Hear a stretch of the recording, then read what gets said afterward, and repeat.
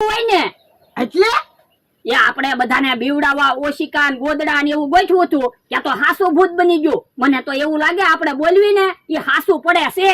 હવે એવું થોડું હોય તો ધૂળનો ઢગલો કાઢ અને કે હોનું બની જાય. હવે ધૂળનું હોનું થોડું બને ઓય બાપા. તો કઈ ગોદડાનું ને ઓશિકાનું થોડું ભૂત બને? ભોળા દાદા મમરા ભાઈ ને હું છું ખબર કાંઈ? ના ના, અમે એને ભૂત ભગાડવા મોકલ્યા હતા. તો ઈ આમ ઉભા ઉભા કેવા ધ્રુજે છે અને કેવા બીવે છે એકલો દેખાડો જ કરે ને. હે જકારો કરે.